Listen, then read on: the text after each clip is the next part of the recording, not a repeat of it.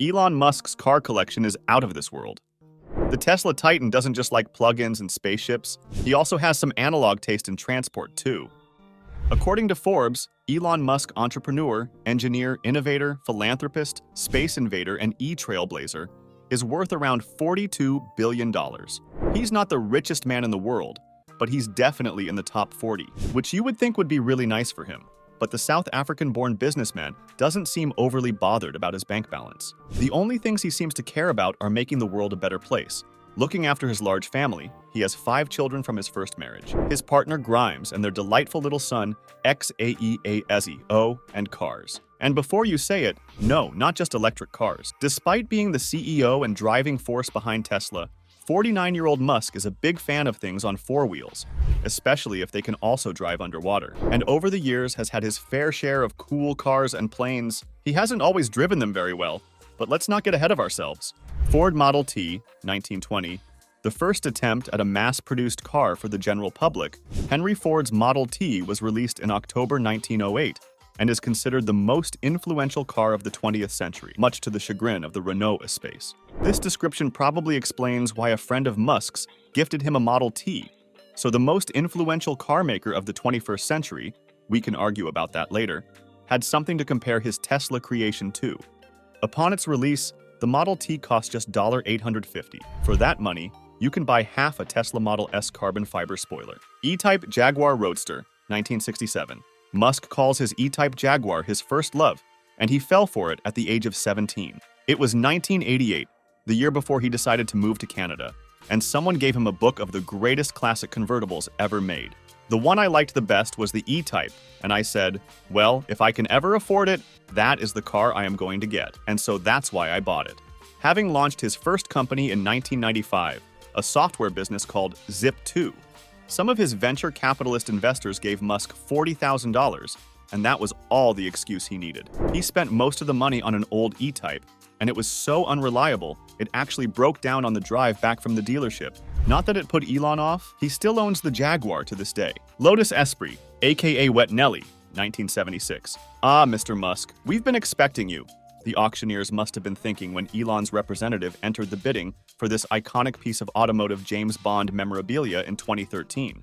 And they weren't disappointed. The modified Lotus Esprit, dubbed Wet Nelly, was created by a company in Florida and cost $100,000.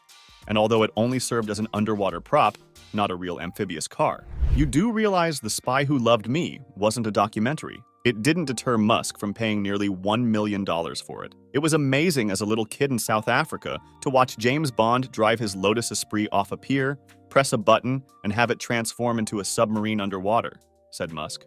I was disappointed to learn that it can't actually transform. What I'm going to do is upgrade it with a Tesla electric powertrain and try to make it transform for real, all together. Now, you must be joking, Elon. I never joke about my work, GQ. Musk didn't say, but we wish he had. BMW 320i, 1978. You never forget your first car. And Musk's was a little beauty. This was the first iteration of the legendary BMW 3 Series and was unveiled at the Olympic Stadium in Munich in 1975. It was an instant hit in Europe, with that distinctive kidney grille and a punchy fuel-injected 2-liter engine that could do 0-60 mph in just over 10 seconds and had a top speed of 112 mph, but didn't reach the United States until 1977. Musk bought one second-hand for just $1,400 in 1994.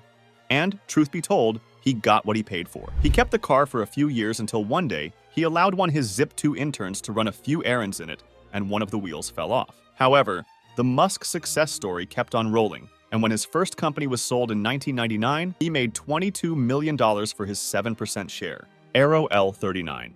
Albatross, 1994. As well as a love of cars, when Musk felt the need for speed, he opted for something with a little more ooh. Probably the most fun plane I have is a Russian fighter jet, Musk said. It has a Czech airframe, a Ukrainian engine, Russian avionics.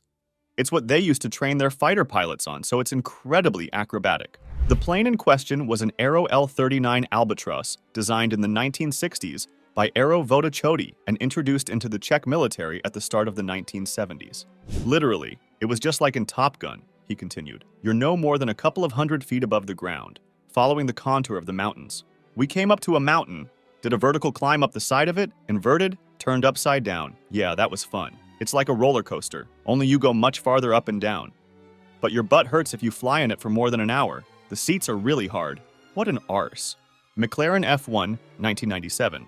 When my first company got bought, I had to decide between buying a house in Palo Alto or a McLaren F1.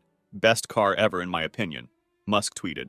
Was no contest. I bought the F1 and a small condo that was much cheaper than the car.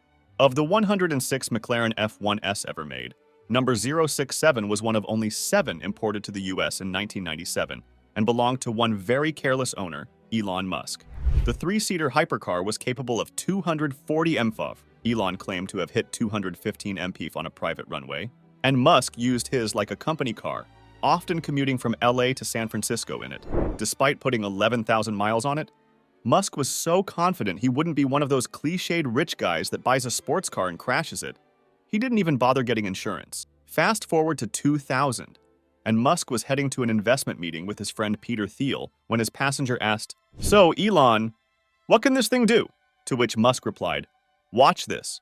In the subsequent accident, both men emerged, unhurt, but the car sustained some heavy damage. Fortunately for Musk, he had founded a payment company called X.com, that merged with a company called Confinity, that subsequently became PayPal and was bought by eBay in 2002, netting Musk a whopping $165 million, which helped with the F1 repairs, and Musk eventually sold the car in 2007 for a profit.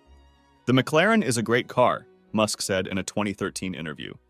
"It's a work of art, a really beautiful piece of engineering, but I didn't want people always writing that I have a high-performance gasoline sports car, so I decided to sell it."